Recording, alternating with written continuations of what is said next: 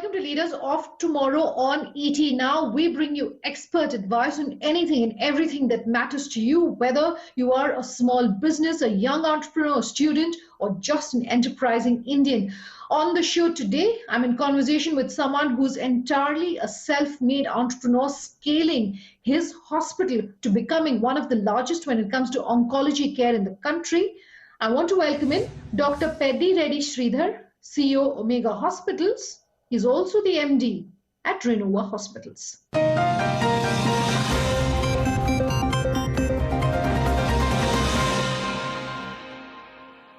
Dr. Sridhar, so good having you joining us here on the show, talking really about your journey, 2-decade plus journey is what you've had as far as the healthcare services is concerned.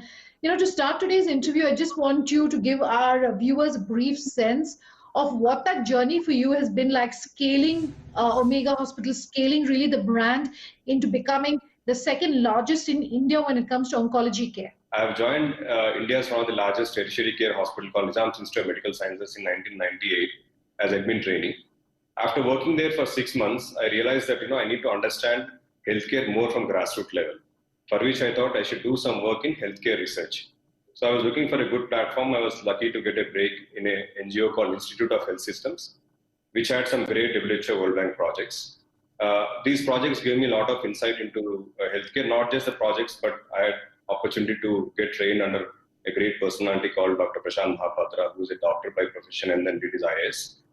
After working there for 3 to 4 years, in 2002, when I thought that I am ready to come back to mainstream administration, I picked up oncology as my subject during that time. The reasons are two. One, in 2002, I was sure that next 20 years, oncology is going to grow leaps and bounds. So as a career, I thought it will be a good opportunity for me. Apart from that, I always wanted to do some work which will give me career satisfaction, also which will give me some platform to do some social service.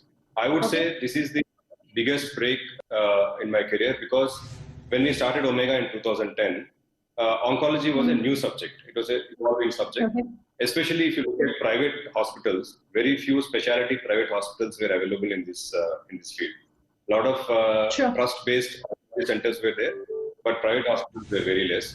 So probably we have entered the market at the right time, and with the help of, as I said, talented doctors and under the guidance of Dr. Mohan Mamchi, we scaled up Omega Hospitals to second largest oncology chain in India in less than 10 years span. Then after working for 15 to 16 years in oncology, there were 2 or 3 other sectors which I wanted to work. So I picked up middle multi-speciality as one space, infertility as other space. So I have started 2 new brands called Renova Hospitals under the middle multi-speciality and Ziva under infertility. But I just want to take a step back and talk about what has been impacting the entire world as we speak, COVID. Thankfully, there seems to be, some relief in sight, but I really want to talk about what it has meant for those of you who are in the healthcare space, what these times meant, what being in a situation so unprecedented has really meant. See, one thing I would like to tell you is that COVID has once again proven how strong, dedicated and efficient healthcare workers, especially doctors, are in India. Why I'm telling this is, compared to a lot of developed countries, if you look at the number of cases India has dealt with in COVID, comparatively, if you look at the number of doctors and beds we had, maybe we would stand at 3 to 4 in bottom 3 to 4 countries in the entire world. But even then, our recovery rate has been one of the best in the world. Our mortality rate has been one of the least in the world.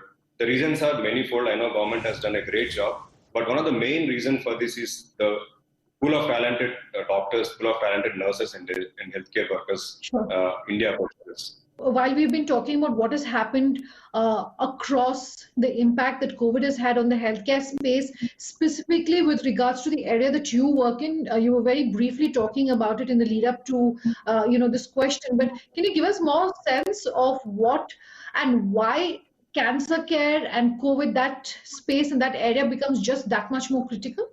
As you rightly said, probably cancer patients were the people who were most affected during this pandemic. The reason is cancer is one disease which increases on day-to-day basis. It has a tendency of spreading to other organs if you don't get treated. Leave aside stopping, but even if you postpone the treatment, it is really dangerous for the patients. What happened during the initial days of the pandemic is cancer patients were a little confused whether to go ahead with the treatment coming to the hospital or to stay at home and keeping them safe from the virus. Even as healthcare providers, honestly, for the first 2-3 weeks, we were a little confused on how to go about. But if you talk about Omega specifically as a cancer brand, what we did is we have taken a conscious decision that we are not going to treat COVID patients during that time. Now, if you go back to March, April, when COVID numbers were huge and other patients were not coming to the hospital for fear of cross-infection or because of lockdowns, but in terms of numbers and in terms of money, hospitals would not have survived without doing COVID treatment. But even then, we thought as an oncology specialty brand dealing with patients with low immunity, we would not treat COVID. We would wait for patients whenever they come back, and we would give them a platform which is COVID-free. So that is the first important step we have taken during that period. Secondly, we also followed from stringent sanitizing process, including laser process. We made sure all the patients are screened 100% before they enter into the OP. By doing this, what we did is we tried to check the cross-infection between the patients. Other aspect which we did is the infection can come from staff to the patient. So we just tried to see what all areas we should focus in terms of giving safety to our patients. So we made sure all the staff had PPE kits. They were trained well in terms of how to keep them sanitized and clean. We gave them masks. And by doing this, we made sure the hospital is at least 99.9% COVID-free. Now the next question is, how do we train the people? How do we educate them? So we sent some mails, we created some WhatsApp groups, and we tried to educate patients that if you don't come to hospital to get treated because of COVID, then because of fear of COVID, then you would actually go ahead with facing a bigger problem in terms of cancer. So we tried to educate patients to come back to hospitals. We explained them what are the measures we are taking to keep them safe. Apart from that, we also trained them on how to keep themselves away from the virus. So these are the steps we have taken to combat this deadly pandemic, and we were successful in it. We could come back to normalcy in less than. Okay, you're talking about COVID and cancer. You're also involved, and you were talking about this again very briefly. Mid-specialty and IVF. What has been the impact, if any, on both these specialties, and also just give us a sense of the size of the market. Has there been any impact in the terms of growth because of the pandemic? Give us a sense of that. Yeah, I think I would like to start talking about oncology, which is my basic, my initial sector where I'm working with. In oncology, the opportunities are only growing day by day. As you see, probably all of us know that oncology already has crossed road accidents to become second largest killer in India. As per latest CDC reports, 2017 CDC reports, of overall deaths, cancer contributed to 21.7%. If you convert them into numbers, 6 lakh patients, 6 lakhs people died with cancer in 2017. Whereas in just 1 year span, the number increased from 6 to 8 lakhs as per Globocon report. So this is the kind of exponential growth that we are seeing in oncology. Therefore, I think, my primary focus would be in oncology going forward also for the next 7 to 8 years. Unfortunately, what's happening is the number of cases are increasing. But if you look at the number of doctors and number of beds, they are not increasing in proportion to the number of cases. That is the reason I think my focus would continue to be in oncology for the next 7 to 8 years. Coming to market, as I explained before, yes, initially there was a bit of effect, but then when people realized that oncology is more dangerous to neglect compared to COVID, then things fell in place for most of the oncology brands. And the second space I'm trying to work in is mid-level multi-speciality. This is a new space that I'm trying to cater to. This idea has come out more as a responsibility towards the society, responsibility towards healthcare, which has given me so much. Why I'm telling this is, if you look at Indian healthcare system, it is private healthcare system. It is mostly divided between corporate hospitals and nursing homes. And if you look at big cities, metros, or bigger towns, most of these corporate hospitals are located in the center of the cities or in the business hubs of the cities. Now, what is happening with day-to-day traffic increasing, cities becoming bigger and bigger, people coming from rural into the cities getting more day by day. People living in the peripheries of these cities are finding it really difficult to access these corporate hospitals because they have to travel sometimes 1.5 hours to 2 hours. Now, when they have so much of travel, what will happen? In the emergency, they lose the golden hour, which would impact the overall treatment of the patient. So I thought this is one space where I should work in. I try to understand why people are not going to the nursing homes, which are located close by to their neighborhood. Then I realized that these nursing homes not have infrastructure, they do not have good equipment, and because they don't have good infrastructure and equipment, doctors don't come in and stay there. Because of these three reasons, patients, though they have nursing homes next to their doors, they're not having confidence to get access to them, and they're coming to access to the corporate hospitals. Therefore, I thought I would start a middle multi-specialty brand and do some space wherein the model is simple, where I try to start 100-bed hospitals across the peripheries, so that people don't have to come to the cities for treatment. And then coming to infertility, again, like cancer, infertility cases are also increasing day by day. The latest statistics say that 1 in 8 couple find it difficulty to become parent. The reasons could be manifold. It could be because of lifestyle, it could be because of late marriage, postponement of kids, for career reasons. Whatever is the reason, the numbers are staggering. In 2017, while India did 2 lakh infertility procedures, in just 3 years' time, that is by end of 2020, these numbers have increased from 2 lakhs to 2,60,000.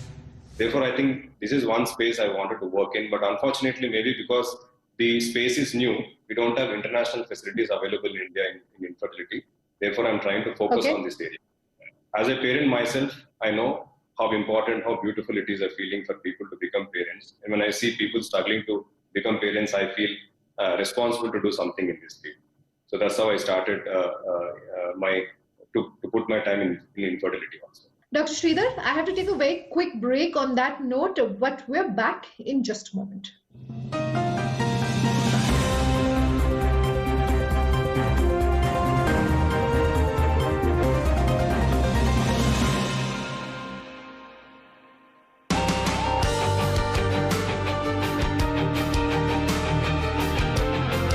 Markets are full of opportunity, but how do you navigate and know what's best for you? Want to know how to cut the clutter and increase the returns on your stock? Then join us on Buy Now, Sell Now, where our experts give you custom-made advice for all your stock queries and help identify new opportunities in the market. Buy Now, Sell Now, tailor-made for you. With a bang, energy and change came to every part of our universe. Seismic or small, it continues. Change is all around us. Shaped by technology and human ingenuity. We can make it work for you and your business. Hey, hello friend. Oh wow, new bike? Yes boss. Do you know, this has disc brakes, both in the front and back. Also it's AI powered and has an app that controls most things. All that is fine, but how much does it give? Zero. Zero? Yes, zero. It's an electric bike boss, so zero pollution. Also there is zero charge on road tax and no registration fee, but only in Delhi. Then we must go for a ride. Yes, sure, why not? Under Delhi government's EV policy, you can avail up to 1.5 lakh subsidy on the purchase of 2-wheeler, 3-wheeler and 4-wheeler electric vehicles. All electric vehicles are exempt from paying any road tax or registration taxes. This subsidy is now applicable on more than 150 electric vehicle models. Switch Delhi.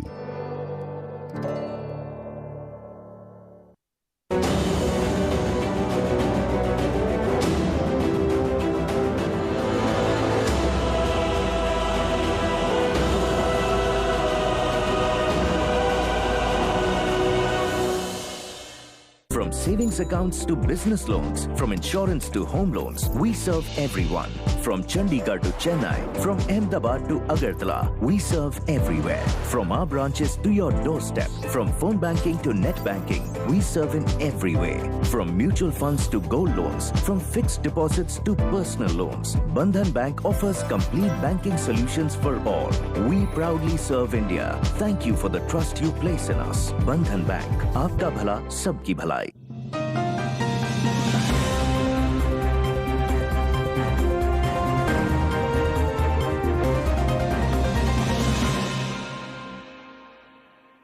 Welcome back. You're with us here on Leaders of Tomorrow Weekend Edition.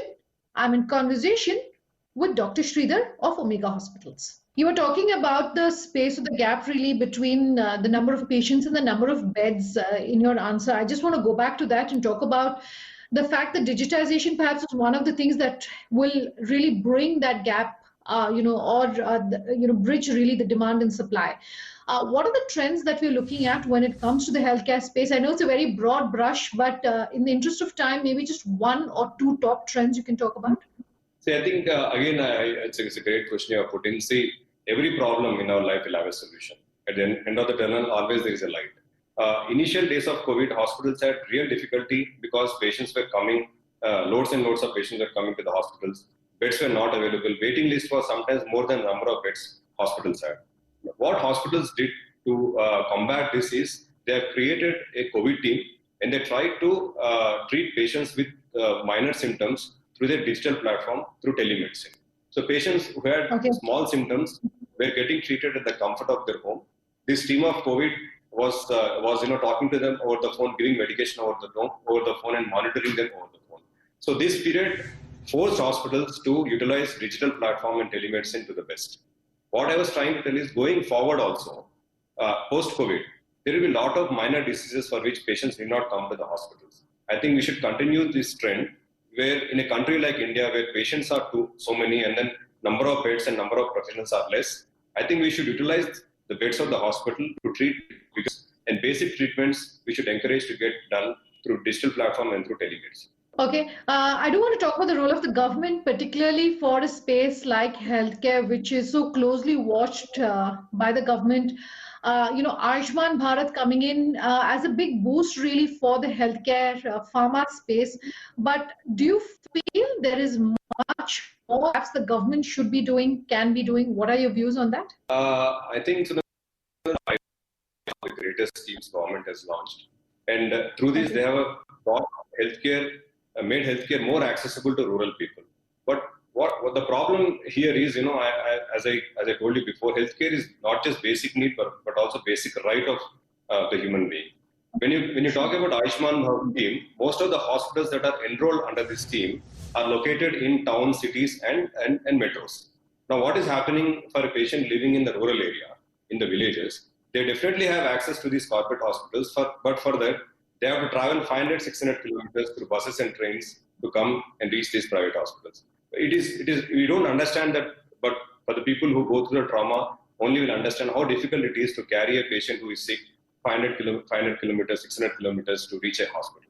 So I think government should do, apart from Ayushman Bharat, what government should do is to strengthen the basic government healthcare system. We have great infrastructure in place in terms of primary health centers, community health centers, district hospitals, and area hospitals. But for some reason in India, government healthcare is never on par with private healthcare. It's a different subject which I don't want to go into, but I would like to highlight maybe 2 or 3 reasons for this. One, government doctors not being compensated on par with private doctors, corruption in government. A lot of other reasons could be the reasons for this. But I think government should concentrate to develop government healthcare system strongly so that the people living in rural areas and villages get access to healthcare in less than 15 minutes or 20 minutes. That should be the primary goal of the government. Okay, which brings me to my next question, Dr. Sridhar, and that's as far as the role of CSR is concerned. When it comes to the healthcare space, you, I understand, are very closely involved in areas like education and healthcare, of course. What is the role of CSR? Do you feel that a lot more people should be doing much more? And, just talk to us about the work that you're doing in brief. Yeah, I strongly believe that, you're not human if you don't do human service. Okay.